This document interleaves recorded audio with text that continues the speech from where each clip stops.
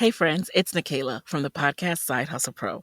I'm always looking for ways to keep my kids entertained without screens, and the Yoto Mini has been a total lifesaver. My kids are obsessed. Yoto is a screen-free audio player where kids just pop in a card and listen. Hours of stories, music, podcasts, and more, and no screens or ads. With hundreds of options for ages 0 to 12, it's the perfect gift they'll go back to again and again. Check it out at yotoplay.com. YOTOPLAY.com. Skip the gym, not the workout. With Hydro, you get a full-body workout in just 20 minutes, hitting 86% of your muscles in one smooth, low-impact motion. And now there's the new Hydro Arc, Hydro's most advanced rower yet. Arc introduces Hydrometrics, tracking your power, endurance, and precision every time you row, so you can actually see your progress. Go to hydro.com and use code ROW to get $100 off any Hydro rower, including Arc. That's HYDROW.com, code ROW. Welcome to Sober Awkward Top 10s, your weekly dose of 10 things you didn't ask for, but you definitely need. It's a bit like therapy, but cheaper, less professional, and with probably a bit more chat about mine and Hamish's bodily functions. Hamish and I will be taking turns delivering sober truths, odd tips, and life updates you never ever knew you needed. So brace yourself, it's about to get very awkward.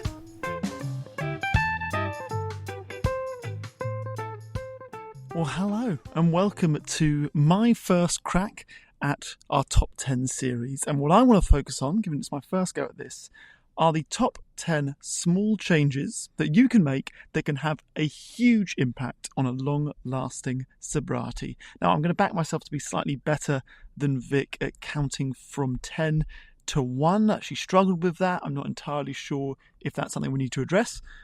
Potentially. She is, now I feel, old enough to be able to do it, pretty much with her eyes closed. But, I'm not going to slag her off before I've given it a crack myself.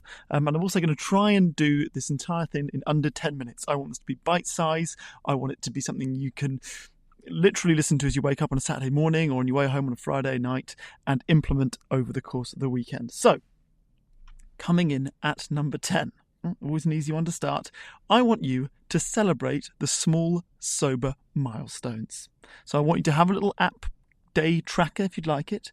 And I don't want you to just wait for 100 days or wait for 1,000 days or wait for the 1 year, 2 year, 3 year, whatever it is. I want you to celebrate the smaller ones. I want you to celebrate 1 week. I want you to celebrate 10 days, 20 days, 50 days. Really, I want you to have celebrations all the blooming time, because who doesn't want to have more celebrations? And half of the challenge of sobriety is figuring out how the hell you celebrate without booze. So not only is this going to help you congratulate yourself, which feeds into the smugness that all sober people have, but also it's going to help you practice how to do these little celebrations sans la booze. Number 9. Now this sounds like a boring one, but it is an important one, which is that it is essential that you keep yourself hydrated. I know, I'm almost bored saying it. The thing is that alcohol itself is a diuretic. It is something that naturally dehydrates you, which is why in early sobriety, your skin should hopefully instantly improve. It can get worse before it gets better, but let's not mention that for now. So you are going to be better hydrated from not drinking alcohol, but I want you to really hammer that home. I find drinking water quite boring, so the amount of sparkling water that I now drink has gone frankly through the roof. They give out free sparkling water at my work, and I drink dangerous amounts of sparkling water. If you feel like you need what's it called? Like Ribena, one of those things that you add to water. I don't know why I can't think of the word. If you need that, have it, but just constantly have a bottle of water. Invest in like an expensive bottle of water if you want to have something on you at all times. Just make sure you keep on top of it, because it is really important and it does affect lots of other parts of your overall health. Number 8. Again, this might sound strange. I want you to be more conscious of what you are eating. Okay? In early sobriety, your eating might get a bit erratic.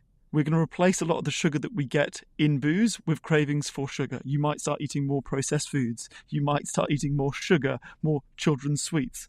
And those are okay. I would say, even go for it early days, but do be conscious of it, because those energy crashes that come with eating a lot of sugar can be dangerous. They can lead to cravings. They can trigger. So be conscious of what you're eating. I feel like it happens naturally as soon as you begin being so conscious of what you're drinking or not drinking. I feel like that then has a domino effect onto being more conscious of what you're eating. Don't absolutely kill yourself if you eat sugar early on, because it will happen naturally, but do be conscious of it. I now try and go sugar-free as best I can, and it's not as hard as it perhaps would have been when I was still drinking. Plus, again, as to the smugness, not only am I not drinking alcohol, now I'm not eating sugar. What a goody two shoes. What a goody two shoes. Number 6. Again, it's connected to triggers. I want you to identify and prepare for triggers. There are going to be places, there are going to be peoples, there are going to be certain times of day, 5 p.m. on a Friday, and there are going to be emotions that can trigger you to want alcohol. Please spend 2 minutes after you listen to this episode just thinking of where, who, when these might occur, because as soon as you've identified them, you can sort of strategize as to how best to circumvent them or avoid them altogether and deal with them. Triggers come up, it's only natural, and if you can prepare, you're in a good place to avoid them. That leads me to number 6, which is a rule that I only learnt about in my sobriety, which is the delay and distract rule. So if you feel a craving, I want you to commit to delaying the acting upon it for a set period of time. I typically like to think about 20 minutes seems to be a good amount of time for a craving to pass. During that 20 minutes time zone, if you want to call it that is when you're going to create an action that will help you get through it. Whether or not that is going for a walk, going for a run, calling a friend that's helping you out through your sobriety, doing a puzzle, really just doing anything that takes your brain away from the craving. I feel like getting my shoes on, getting out of the house, just changing the environment that I'm in, if I can. Not easy. I'm a husband and I've got 2 kids. But if you can do that, and I'm sure your partners will understand if you're in the same position as me, please do it. Because particularly in the early days of your sobriety, triggers are inevitable. And if you can create any kind of plan or activity to distract you from them, the better. And it's not a big thing. We're talking about going for a walk. Number 5, it's one of Vic and I's favourite, and really it could have been number 1 in all honesty. It is playing the tape forward. When you think, hey, you know what? I've been sober for a while now. Maybe I can moderate. Maybe I can just have a beer. Hey, I do deserve it. I'm doing really well. I've earned a wine because my kids are asleep and it's 6 o'clock on a Friday. Please stop. Take a breath. Play the tape forward. What we mean by that is the film that you are playing in your head of what that first drink is going to look like. Just fast forward it a few hours. Is it still as pleasant? Or are you now dribbling on the bathroom floor with cack in your pants? Yeah. Yes, I said cack. I can only apologise for that. I really should have warned you before dropping a cack, a C-bomb in many ways. But yes, play the tape forward. Number 4, this is something I'm so glad that I actually started even before my sobriety, is practicing daily gratitude. I have been banging on to Vic about doing this for ages. I think I even bought her a gratitude diary. Here is the trick for doing this. Buy a diary that is nice to write in. I got a handmade one from a stationery shop in Tasmania that I really, really like. I understand the fact that I have a favourite stationery shop in Tasmania makes me sound even more sober than usual. And sure, you might call me lame. But that book, satisfyingly for me, has got 31 lines on it. So a month fits perfectly on a page. I do 1 line per day, so it's no more than about 12 to 15 words. I leave the diary on my pillow, so it sits there all day. So when I get into bed at night, it is there waiting for me with the pen, so I cannot miss it. It would irritate me if I miss one day, because then there's a gap in my diary. And you don't have to write big things, more often than not, it's really ordinary things. It might be what was yesterday. I cooked a pasta for someone and they liked it. It could be I had a really fantastic apple. It doesn't always have to be extraordinary things, but just having a moment. I understand I've said things quite a lot there. Having a moment at the end of each day, just to take a moment and be grateful for something, helps. I sort of see it as a snowball effect that could only lengthen your sobriety, but really it's more important than your sobriety. It's just about being grateful as a human being, which is always a likeable trait in anyone, isn't it? And I certainly am not perfect for the fact that I've done this, but I have done this since November 11th, 2011. I felt that, no, not 2011, that's ridiculous, 2021. I felt like Remembrance Day was quite a good day to start a gratitude diary, and it just so happened that's when I bought the book. Anyway, I'm beginning to waffle. Number 3, regularly connect with sober support. Now, if you, like me, had absolutely zero sober friends before you went sober, you might think, hey, that's really difficult. Sober people are out there more than you think. Whether or not you need to join a sober community or AA to find them, they are going to be helpful. If you don't have a whole community of them, just one sober friend who can go to sober events with you, or you can call when you're feeling a trigger, or you can ask for advice when things get tricky. Please regularly connect with them, particularly in those early days. I'm talking about a phone call, a voice note, a text message. It doesn't have to be anything huge. It's, like I said, a small change that has an enormous impact when you're feeling lonely, which is inevitable in sobriety, sadly. If you literally can't think of a single sober friend in the world, lots of people use our podcast as a weird kind of friendship in which we do all the talking, but you feel as if you have a sober friend that's going through the same sort of stuff as you. I hope we can be that for you if you have no one else. Please listen to the podcast on a day when it's difficult, and if you can, laugh at Vic's poor jokes, mostly about penises and mums related to root vegetables. Number 2, cultivate a sober hobby. Cultivate. Imagine cultivating a hobby. What I mean by that is, I kind of again think this happens inevitably. When you go sober, you get an enormous amount of time back on your hands. Fill it. And you'll be inevitably filling it with things that you never thought you would ever do before. Baking, stitching, writing, gratitude books, cold baths.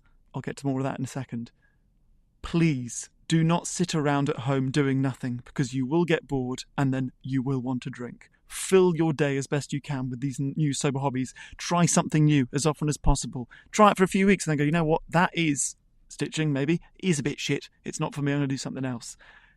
Fill the void that alcohol used to fill with something else. If it's something productive that makes you feel good, that you get into a sort of meditative trance with, or feeds into you becoming healthier, like exercise, lean into it as best you can.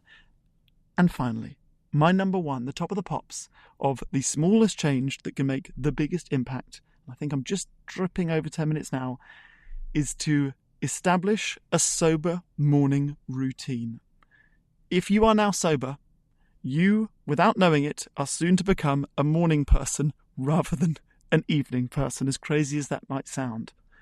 Have a routine at the start of the day, whether or not it's writing in your gratitude book. For me, I try and have a cold shower every day. I know I'm just another wanker telling you to do that. Start with 15 seconds at the end of a hot shower, then go up to 30 seconds. I brush my teeth whilst I'm in there because I've got to brush my teeth, and it takes about a minute or two, so it seems to sort of feed into each other. Do that. Have a social life before work if you can. Meet a friend for a coffee, morning walks.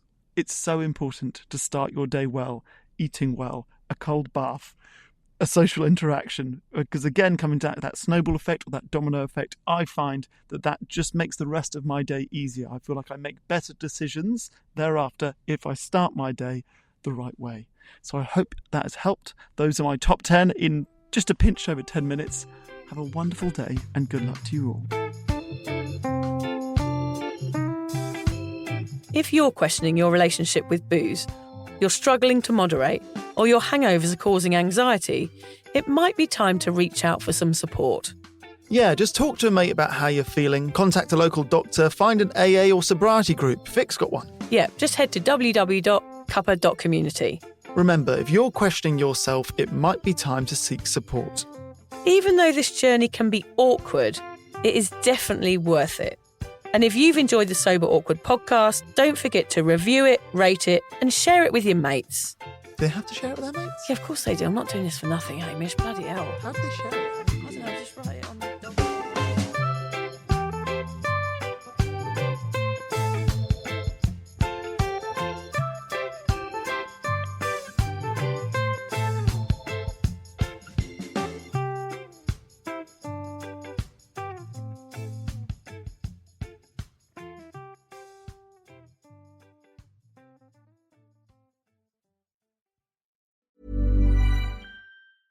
This is Hannah Burner from Giggly Squad. O-Pill is the first over-the-counter daily birth control pill available in the U.S. Let's be real, getting a birth control prescription is not always easy, and it's so much admin. In fact, about a third of women face barriers to access prescription birth control. Between scheduling appointments, missing work, class, or just trying to exist, it's a lot. But now O-Pill is putting birth control in our control. O-Pill is a daily birth control that's FDA approved, full prescription strength, and estrogen free, and 98% effective when used as directed. Grab it online or at most major retailers, no prescription or doctor's appointment needed. So if you're thinking about birth control, check out O-Pill to see if it's right for you. Use code GIGGLY for 25% off your first month of O-Pill at OPILL.com. That's code GIGGLY at OPILL.com. Birth control in your control. We love to see it. Skip the gym, not the workout. With Hydro, you get a full-body workout in just 20 minutes, hitting 86% of your muscles in one smooth, low-impact motion. And now there's the new Hydro Arc, Hydro's most advanced rower yet. Arc introduces Hydrometrics, tracking your power, endurance, and precision every time you row, so you can actually see your progress. Go to hydro.com and use code ROW to get $100 off any Hydro rower, including Arc. That's HYDROW.com, code ROW. This episode is brought to you by Progressive Insurance. Do you ever think about switching insurance companies to see if you could save some cash? Progressive makes it easy to see if you could save when you bundle your home and auto policies. Try it at Progressive.com. Progressive Casualty Insurance Company and Affiliates. Potential savings will vary, not available in all states.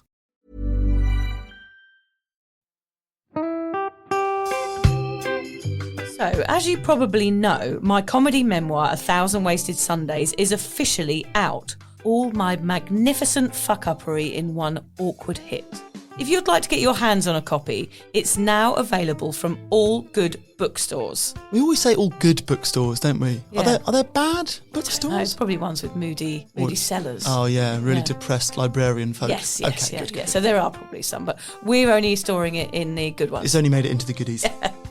You can also get it from all good online retailers. The print version and ebook are out now, and the audiobook will be available in March. I've been writing my memoir for 5 years. It will make you laugh, cry and cringe, and hopefully inspire a few people to reconsider their relationship with booze. If you love the podcast, then I think you'll love the book, even if I do say so myself. Hamish has read it. What did you think? I feel like I know a little bit too much about you now, to be honest, Vic. Look, I really loved it. It was hilarious and surprisingly moving, but I feel like I've seen you naked in a literary sense. Yeah. Does that make sense? Yeah, that's worrying. Yeah. From an emotional point of view, seriously, it wobbled my teeny weeny wooden heart, Vic. Okay. My teeny little wooden heart. Well, his wooden heart is broken. Anyway, so if you do manage to get your filthy mitts on a copy, please do me a favour and head to goodreads.com and give me a review. Doing that will help me get it out there to those that need a bit of sober support. So there you have it. My story, unwanted warts and all. Come and get awkward with me. Not to be too demanding or anything, but seriously, go and buy it now. Go and buy it. Go and buy it right now. Yeah, don't just tell your friends, buy it, and then buy your friends one or two. Yeah, don't give them a copy, buy it. Yeah. And you know what? Don't be careful where you store it. If you lose it, you can always buy another 5. Buy another one. Yeah.